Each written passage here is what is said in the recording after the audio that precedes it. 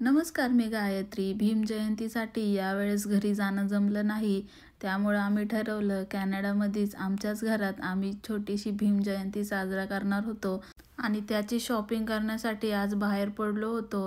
हे आमच्या इथलं हार्वेस्ट आहे. वर्षातून आपले फक्त 2-3 सण असतात आणि ते पूर्ण जगभरात साजरा करतात. ही सगळ्यात मोठी गोष्ट आहे. मला Japan, London, Europe, Greece, Dubai इतक्या साऱ्या देशांमधून मेसेजेस आले की आम्ही पण साजरा केली जयंती इथं. लोकांनी फोटो पाठवले. पुढच्या बुद्ध पौर्णिमेचे इन्व्हिटेशनसुद्धा दिले. इतकं छान वाटलं की पूर्ण जगभरात आपली लोकं पसरलेली आहेत. आम्ही पहिलं डोलोरामामध्ये गेलो. तिथं मेणबत्ती, अगरबत्ती आणि डेकोरेशनची फुलं घेतली. या फुलांना LED लाईट आहे. त्यानंतर आम्ही हे डेकोरेशनची फुलं, झेंडूची फुलं कशी बनवायची त्याचे पेपर्स बघत होतो. तर इथं रेडीमेड फुलं डायरेक्ट कशी बनवायची ते पॅकेट्स होते, पण मला हे नव्हतं पाहिजे कारण हे हँगिंगचे होते. मग मी फक्त पेपर घेतले ज्याने मी स्वतः फुलं बनवू शकते. तर त्यामध्ये ऑरेंज नव्हतं, फक्त येल्लो होतं. मग मी फक्त येल्लो कलरच घेतला आणि फोटोसाठी फ्रेम घेतली. बाकी अगरबत्ती घेतली आणि स्टेपलरसुद्धा घेतला. त्यानंतर आम्ही कॅफेमध्ये गेलो कारण सकाळची वेळ होती, नाश्ता करायचा होता. तिथं नाश्ता केल्यानंतर आम्ही फोटो बनवण्यासाठी वॉलमार्टला गेलो. तिथं अशा वेगवेगळ्या मशीन्स असतात. तिथं आपला फोन कनेक्ट करून फोटो इन्सर्ट करायचा असतो आणि दुसऱ्या बाजूने मशीनमधून इकडून जे ऑपरेटर असतात ते आपल्याला फोटो काढून देतात आणि त्या विचारत होत्या की ही एक पेंटिंग आहे का. खरं तर कॅनडामध्ये सुद्धा डॉक्टर बाबासाहेब आंबेडकरांची जयंती साजरा करतात आणि 14 एप्रिल हा doctor BR Ambedkar equality day म्हणून साजरा केला जातो. कारण आपल्या देशात जसं कास्टवरून जातीभेद होता, तसंच या लोकांमध्ये कलरच्यानुसार वर्णभेद होता आणि बाबासाहेबांनी जेवढं पण अभ्यास केला आहे, जेवढी पुस्तकं लिहिलीत आणि जे पण काम केलं आहे त्याची मदत या लोकांना पण झाली.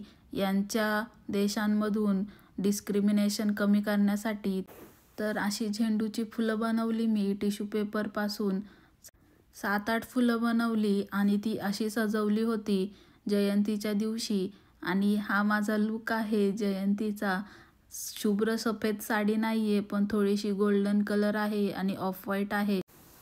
आणि थोडीशी फुलं आम्ही विकतसुद्धा आणली होती कारण इथं फक्त बुकेच भेटतो. मग वेगवेगळ्या कलरच्या रोजेसचा बुके आणला होता. एका दादांनी कमेंट केली होती माझ्या जयंतीच्या तयारीच्या व्हिडिओवर की तुम्ही इतके लांब राहून सुद्धा बाबासाहेबांची जयंती साजरा करताय, पण इथलेच आपले काही लोक त्यांना लाज वाटती आपण बुद्धिस्ट आहे लोकांना सांगण्याची आणि जयंती साजरा करण्याची. तर मी त्यांना एवढंच म्हटलं की ज्यांच्यामुळं आपलं अस्तित्व आहे त्यांची जयंती साजरा करणं आपलं कर्तव्य आहे. आणि याच दिवशी आम्ही नितिकेसाठी एक नवीन मोबाईलसुद्धा घेतला कारण चांगला दिवससुद्धा होता. 14 एप्रिल होती आणि त्याचा जुना फोन 6 वर्ष वापरला होता आणि तो खराब झाला होता. घ्यायचाच होता म्हणून आज घेतला. आणि संध्याकाळी आम्ही पुरणपोळी आणि आमटी भात बनवलं.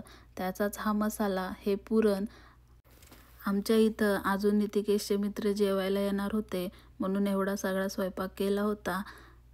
आम्ही जे पुरणपोळीसाठी पुरण बनवले ते आम्ही कोणत्याच पाट्यावर वाटलं नाही आणि कोणत्या चाळणीतसुद्धा वाटलं नाही. आम्ही असं केलं की डाळ इतकी शिजवून घेतली की ती स्मॅश केल्यानंतर त्याचे दाणे लागणार नाहीत आणि त्यातच गूळ ॲड केला आणि थोडंसं तूप टाकून ते चांगलं गरम करून घेतलं आणि ते इतकं घट्ट बनवलं की तुम्ही बघू शकता किती मस्त पुरण झालंय. पोळ्यांसाठी कमी पीठ आणि थोडं जास्त पुरण घेतात, पण मला भीती वाटत होती की पोळ्या तुटतील म्हणून मी जास्त पीठ घेतलंय. तुम्हाला वाटन की इतक्या जाड पोळ्या का आहेत, पण तसं काही नाही आहे. फुटतील म्हणून मी जास्त पीठ घेतले त्यामध्ये आणि वरतून चांगलं तूप लावलं. आणि आम्ही जे इथं पीठ यूज करतो शेर आटा, त्याने चपात्या पण अशाच फुगतात आणि पोळ्या पण अशाच फुगतात. कशी वाटली तुम्हाला आमची कॅनडामधली भीम जयंती नक्की कमेंट करून सांगा आणि व्हिडिओ आवडला असेल तर लाईक करा. नवीन असाल तर सबस्क्राईब करा. बाय.